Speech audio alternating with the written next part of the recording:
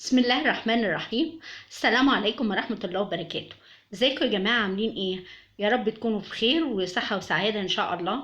النهاردة ليلة الجمعة، وان شاء الله يكون في ساعة فيها استجابة كده، وربنا يستجيب لكل دعواتنا بإذن الله.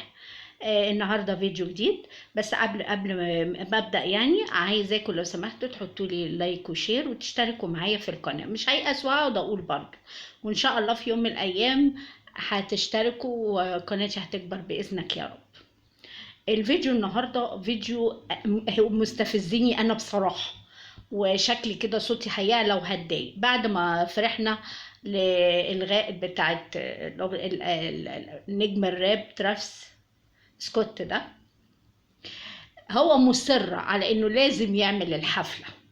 ليه يا حبيبي؟ انت دلوقتي امريكي وعايز تعمل حفلة في البلد قالت لك لا احنا مش عايزينك، ايا كان الاسباب. مش عاجبنا لبسك وطريقتك وبتاع، مش مناسبة مع بلد اسلامي زينا. مش ناقصين، كفاية اللي عندنا اللي بيقعدوا يتنططوا ويرقصوا. اي سبب ما، ايه تمسكك بانك تيجي مصر الا اذا كان ليك فايدة او هتستفيد حاجة من هنا؟ دي اول نقطة. تاني نقطة بالنسبة لنقطة الاهرامات، ايه سر تمسكك بانك تعملها في الاهرامات بالذات؟ ده معناه خطير جدا، معناه ان في سبب قوي مخليك عايز تيجي مصر وعايز تنقل المعدات وعايز تعملها في الاهرامات بالذات، وفي يوم بيسموه عيد ميلاد الشيطان. يا الله أكبر، الله أكبر. إحنا يا حبيبي بلد إسلامية، 3/4 إذا ما كانش كلنا مسلمين، حتى المسيحيين عندنا متدينين، كلنا بنعرف ربنا، كلنا بنلتزم بطقوسنا في الصلاة وفي الصوم وفي العبادة. ملناش في الشغل بتاعك وبتاع التنطيط.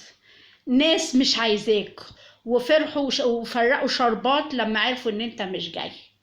ايه بقى سر تمسكك؟ وايه سر تمسكك بالذات انك تيجي الاهرامات؟ ها؟ علشان الكلام اللي في دماغكم ان هيتفتح باب معرفش ايه، وتعملوا قرابين للشيطان، وتعملوا مش عارفه ايه. يمكن بتاعت السعوديه عدت، ويمكن بتاعت الامارات عدت، يمكن ما كانش عندكم حاجه هناك تعملوها فبداتوا تعملوهم هم الاول. علشان ايه؟ بعد كده اما تقولوا احنا هنيجي مصر ما يبقاش فيه مشكله في مصر. ما احنا برضو المصريين مش سهلين، وبنفهم في الكفتة كويس قوي. مش في الكفت، لا في الكفتة. عارف الكفتة والطرب اللي احنا بنعملها في مصر وبناكلها كده في العيد وبنتمزج بيها، فاحنا بنفهم كويس قوي.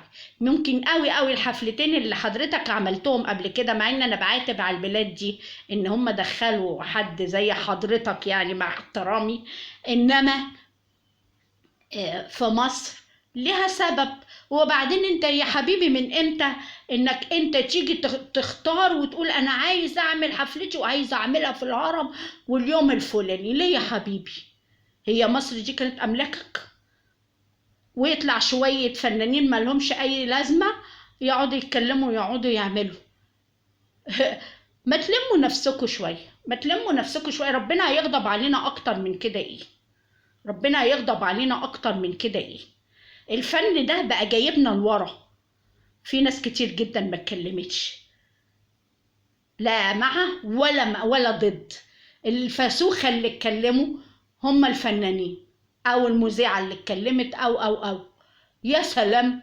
لكن البني ادمين العاديين مش عاجبهم الشكل العام بتاعك، مش عاجبنا. مش هو ده تبنى في مصر، مش هو ده اللي يحصل في مصر. احنا عندنا فنانين كتير، وعندنا فنانين راب، وعندنا انت مش احسن من محمد رمضان كل شوية ما بيطلع لنا بحفلات وبتاع؟ انت احسن منه في ايه؟ ولا احسن من اي مغني من اللي عندنا في مصر؟ اقل واحد لا احسن واحد. انت احسن منهم في ايه عشان تجينا تعمل البومك الاول ولا البومك الاخير ان شاء الله ما تلحق تعمله عندنا في مصر؟ ايه مدى الاستعباط ده؟ وبعدين نقيب الموسيقيين عمل الحركة الجدعة دي وقال انا ما كنتش اعرف. وكنت اولا ما فيش حاجه يا حبيبي اسمها ما كنتش اعرف. انت لما تيجي يجي لك حد من جوه مصر بتقعد تفتش في امه وتقول له لا انت هتنفع او لا انت مش هتنفع.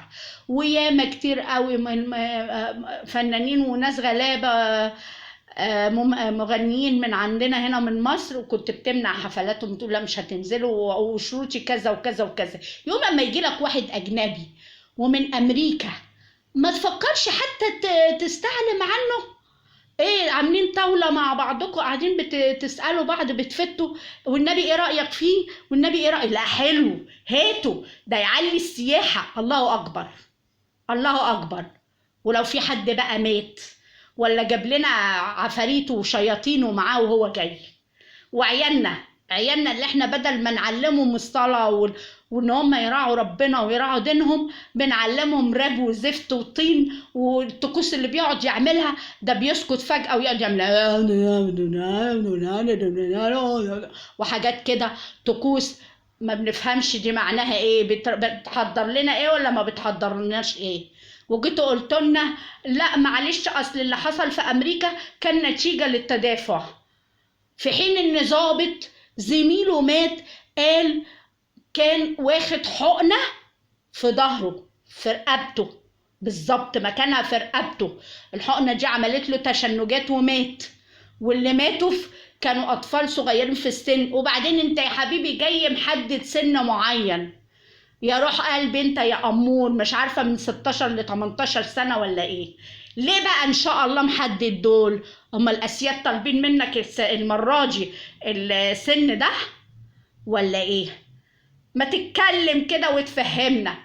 ما قلنا لك احنا مصريين مش عايزينك، نكتبها لك ايه؟ نكتبها لك على المصحف والمصحف الشريف مش عايزينك، ولا عايزين اي حد يجي يفسد الجو عندنا هنا في مصر. احنا ماشيين على باب الله كلنا في مصر هنا بنقول يا رب. يبقى ايه؟ وما فيش غير نقابة الموسيقيين هي اللي ادت التصريح. النقابتين التانيين ولا الجهتين التانيين لا قالوا اه ولا قالوا لا. ما تقولوا لا. هو ايه اللي قالوا اه ولا قالوا لا؟ هو ايه؟ ليه احنا في النص كده وبترموا في الاخر على الامن عشان يحصل اي مصيبة تصدروا الامن في وش الناس؟ اي حاجة تحصل نعيد بقى تاني ايه ثورة 11 صح؟ ما هي دي كده، هي دي السياسة اللي احنا ايه هنعملها. هي دي السياسة اللي احنا بنتبعها دلوقتي. نجيب حفلة زي دي يموت شوية عيال رايحين يقلدوا ويعملوا ما اعرفش ايه ودافعين دم قلبهم، وتلاقي معظمهم اهاليهم فافي بقى ولا بتاع عشان يدوهم اسعار تذاكر زي دي. ده اقل تذكرة تعيش اسرة كاملة شهر او شهرين. فطبعا دي عيال فافي. يجي بقى الناس بقى اللي هم اللي تبعوا يمشوا بقى من وراهم ويدوهم الحقن الجميلة ويموت بقى مثلا 10 20 30 40 50 60 70 80 90 100 بس، والبلد تولع. انا ببعت نداء للسيد رئيس الجمهورية. السيد رئيس الجمهورية حضرتك بص على الموضوع ده، والسيد وزير الداخلية حضرتك شوف الموضوع ده، لان السوشيال ميديا كله بيتكلم على كده وكل الناس مش عاجبها الكلام. لان احنا شفنا محدش قال لنا، احنا شفنا بعينينا الاتنين الطقوس اللي موجودة، واحنا في بلدنا هنا في حوادث قتل كتير وحوادث حاجات، فما احناش ناقصين اي اهتزازات تحصل في البلد. احنا داخلين على انتخابات رئاسة وداخلين على ايام كتيرة اصعب من الصعوبة، والناس مشحونة بسبب الغلاء وبسبب ما تخليش حفلة زي دي تقلب الدنيا تاني في مصر ونرجع زي الاول. انا بقول الفيديو ورزقي على الله، اللي يحصل يحصل، بس انا لازم اقول رأيي. لان يعني اضعف الايمان ان الواحد يقول حتى، ومش واحد هيجي يفرض على بلد 110 مليون ويقول لهم انا جاي غصب عنكم، جاي يخرب بيت مصر غصب عنكم. ليه يا عم الحبيبي؟ ليه يا حبيبي؟ ليه يعني؟ وان شاء الله هنعمل زي ما الرئيس السيسي قال، وهنقول تحيا مصر تحيا مصر تحيا مصر، والسلام عليكم ورحمة الله وبركاته.